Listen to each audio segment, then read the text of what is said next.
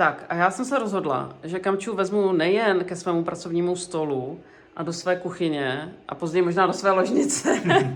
Tam jsme ještě nebyli dneska, ale že ho vezmu na záchod. Protože já se přiznám, že já když se sednu na mísu, tak já tam něco cítím. Takže jdeme se na to podívat. Já jsem na to velmi zvědavá. Jo, takže Tak. tam proniknu. Pronikni. Na tu důležitou místnostku. Zapneme náš přístroj. A teďka měříme co? Měříme Vysoké frekvence, vysoké až frekvence. do 6 GHz, všecko jako celou sumu, protože ono je takový podezření, že by někde mohlo něco vyzařovat, tak jako uvidíme. Takže teďka jsme u těch vysokých frekvencí, u těch radiofrekvencí. Jo. To znamená nějaký Wi-Fi, Bluetoothka, 5G, to je ten typ frekvencí, jenom Jasně, bychom to vysvětlili. přesně tak, všecko dohromady. A vzhledem k tomu, že to má být žádná celá 0,10, tak jsme pořád jakoby 10krát tolik. No ale to Jo. ještě jsi neviděla, když jsem to tady zkoušel předtím, tak vlastně No. tady to pak naroste, protože No. tady je kovová plocha, plech, Aha, vidíme to a už. u toho plechu vidíme, že on se chová zase jako anténa, takže on chytá z okolí, nechápu teda, že až tolik, ale každopádně to není žádný zářič jako sám o sobě, že by to byl jako Wi-Fi router nebo něco, to ne, to je nesmysl. Ale ono to takhle funguje, i když se přiblížíme třeba ke klipce u okna, ona je kovová, tak to taky takhle vyskočí, ty signály. No, No tady, a tam ale ty jsme hodnoty opravdu tady hodně. nejsou malý, no. No, tam jsme hodně, to jsme kolikrát 70krát víc, než by bylo rozumný, 80, no teď úplně to vylítlo někam ještě víc. No a tohle je možná to, co já tady cítím, protože Jo, já to jo. vlastně cítím ve chvíli, kdy se tady sednu, jakoby přiblížím hlavu tady k tomuhle, že jo. Tady to sice klesne, ale Jo. když člověk jakoby seděl opřený na té míse, na té toaletě, teda jako zádama blíž. No což ono už to i tady tak jsou je. ty hodnoty docela To je pravda, vysoký. no. Už Jo, je to jakože hodně, no. Už jsme je to- daleko od těch 0,10. Jako. Jo. Takže i tady už ta zátěž rozhodně je a rozhodně kde je citlivější, tak máš pravdu, že v těchto hodnotách to už mám ze zkušenosti, vidím, že pro ty klienty už je to hodně, už jim tam je fyzicky špatně. Jo. No a tady potom je extrém, když by se ještě opřela blíž k tomu, jakoby, tak tady už to jde úplně někam ještě na další Jo. trojnásobek ještě. No tak to je mazec. No A a tady ještě? jsme si všimli, No. taková teda předtím už, že tady u té stěny tady to takhle klesne, pořád jsme jako víc, 7krát, 10krát. A No. tady potom u té stěny, záleží jak je kdo široký, ty si štíhlouhá krásně sice, ale tady potom u těch dvířek, tak to zase narůstá, ale ono záleží na tom materiálu. Hele, ale víš, co tam je, jako za těma dvířkami je? Tam jsou různé takové ty chytré měřáky, takový ty smart meters na... Jo, tak A možná. pokud já vím, tak některé z nich, takové ty modernější, vlastně fungují taky jako, že neustále emitují nějaký signál, že se k něčemu snaží připojit a... Tam právě A vždycky tak. záleží u těch chytrých měřáků, v jakém pracují režimu, protože oni mají malé baterie jenom, takže ono, aby to vydrželo, tak vlastně většinou se to tak řeší, že teda nevysílají furt, ale jeden ten režim je, že teda přijde někdo, kdo to kontroluje, na ulici před dům nebo na chodbu spíš a dá nějaký impuls na svém přístroji, že jde načítat jako ta data z těch měřáků, kolik je odběr v tom bytě.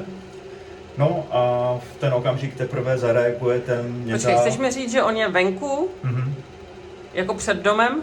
Jo, anebo třeba A na chodbě, aby nemusel otrávat lidi, oni nejsou doma, takže on, aby se nezdržoval, tak on dá impuls a ty chytrý měřiče odešlou impuls zpátky. A s oni těma mají nějaký hodnotama. jakoby, číslo, nějaký svůj poznávací kód, takže on ví, že to je Jasně, prostě tady jo, tenhle jo, konkrétní, který je přesně. přidělený k tomu bytu. Jo, takže to je takový ještě rozumnější režim, protože trvale by to nic nevyzařovalo, tady ten měřák nevysílal jen tak pro nic za nic, šetřili by se ty knoflíkový malý baterky, co tam jsou v tom běžně. A to by ještě bylo v pohodě, ale záleží, pokud některý ten měřák má jiný režim, že vlastně má vysílat pravidelné ty pulzy, tak ještě třeba, když by to bylo jednou za 15 minut, jednou za hodinu, já nevím, jeden impuls dlouhý, tak sice nás to probudí v noci, píchne nás to do těch receptorů, ale pořád by to nebylo trvalý. Ale tady je teďka otázka, jestli vlastně měříme tu zvýšenou hodnotu díky tomu, že by ty měřáky přímo vysílaly. Jo. Takže možná pojďme se na to A podívat. může jestli to se být dá i tak, že otevřít. to vlastně potom, no, dá se to otevřít, může to potom jakoby ovlivnit i tady tohle?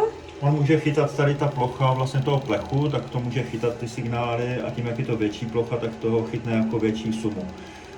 Jakoby, když máme sluníčko, tak a měli bychom větší pánvičku nebo kus plechu nebo malinký, tak to je rozdíl, že to bude víc rozpálený, ta větší plocha dohromady, než jako ten malý kousek.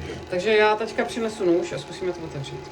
Takže jsme to sundali a pokračujeme v měření, tak nám to ukaž. Tak tady máme u toho vysoké hodnoty, trvalé. Ty brďo. Když se podíváme tady na klasiku, tak to nenaroste. Ono tady je všude nějaká ta expozice, ale nenaroste to. Jo. Tady taky ne. Aha. A tady tenhle je nejmodernější. Tady to evidentně vyskočí. Ten je na topení, no. Ten měří vlastně teplou vodu na topení. Takže jednoduchý zhrnutí, pokud je někdo extra takhle citlivý, tak zase by pomohlo, kdyby tady na ty dvířka, co jsme oddělali, tak kdyby se dala zezadu vrstva prostě silného alobalu nebo nějaký plech. A to by se kvalitně uzemnilo, připojilo by se to na zemnící kolík třeba, nebo tady někde bude v té šachtě možná k dispozici taky přímo uzemněný, protože ty trubky by měly být taky uzemněný. Tak vlastně, když by ty dvířka se takhle jako uzemnil ten plech, ta plocha, tak už by to nepronikalo tady semka ven a to by se mohlo ulevit. Jo, protože jinak jako jdu na záchod, abych se tady ulevila a neuleví se mi. No. Jo, protože tady ty hodnoty jsou takový, to jsme si ukazovali, tady to pak narostlo teda u toho plechu víc, ale tady teda potom jakoby u těch dvířek to narůstá takhle a je to evidentně odsud, protože tady... Ale tak my vůbec nevíme, co máme ve zdech a co nás ovlivňuje, je to tak? Někdo to cítí, ale většinou o tom fakt nevíme, ani to necítíme, ale působí to na nás. No a vidíš, a já jsem se připadala pořád divně, že fakt jako přijdu na záchod a něco tady cítím jako něco, co je z toho elektromagnetického spektra. Jo, že to moje tělo mi vlastně dává jako dobře rozpoznatelné signály, jestli je to Wi-Fi nebo jestli je to nějaká špinavá elektřina. A já jsem věděla, že je tady něco takového. Takže ty jsi mi to teďka prostě potvrdil. Reálně to naměříme vlastně ty hodnoty. Reálně to naměříme. Jsou tady zvýšený a už jsou teda podle mě nezdraví a podle německé stavební biologie. Jo. A teďka ještě tady máme vlastně větrák. A mě by zajímalo, jestli tady naměříš na tom svém druhém přístroji, jestli ten větrák, anebo to světlo, oni jsou spojený, takže to nevím, jestli nám tam bude něco pípat. Tak. To je hodně vysoko, takže hlava je někde tady normálně. Takže tam je to dobrý, takže to by mě jakoby nemělo ovlivňovat. A tady... Aha. Takže už i tady je nějaká špinavá elektrika. No, já bych řekl, že to je z toho vysílacího měřiče dokonce, protože takhle, jak nám to poskakuje, tak to se takhle nechová běžně u fáze, to víme jinde, že to pořád vyletí někam a píská to trvat. A tady vidíme, že nám to takhle píská vlastně proměnlivě, ta hodnota vyskakuje. No. A to takhle se chová buď to u Wi-Fi nebo u zdroje vysokých frekvencí. OK, takže on to jakoby taky umí změřit, ale znamená to, že to je jiná frekvence, než která je pro něj nativní. Jakoby. Přesně. Jo? Jo, nicméně vidíme takhle, jak se to chová nestandardně, tak to se potvrzuje to, že tady je vysílání vysokých frekvencí prostě. A je to teda hodně. A když půjdeme teda ještě jednou tady k tomu, kde se tam, no. Tak to je běžně elektrický pole, ale tady už skončí.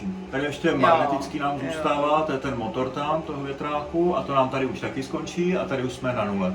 No ale ještě mi vysvětli, to by mě fakt jakoby doopravdy zajímalo.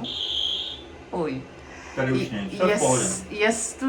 Jestli to, že to někde skončí, je to doopravdy v pohodě, anebo jsou tam prostě ještě nějaká rezidua, jako, protože... Ne, tady to skončí a tady už nic jako nenaměříme z toho. Ono to postupně slábne, jako by od toho zdroje, jo, jako s druhou mocninou vlastně. Jasně. Takže tady už není nic a dál už taky nebude nic. Už nemá z čeho, ten signál je slabší a slabší, nebo signál to elektrické pole. A tady už potom není nic, takže větrák vůbec nevadí, to je v pohodě, ale tady teda evidentně jako je vliv tady toho chytrýho měřáku asi tak nejvíc. No. Hele Kamčo, tak já ti moc děkuji. Jo. A ještě ta poslední místnost, která nám zbývá, tak je ložnice, tak půjdeme na to. Jo, super, tak jo.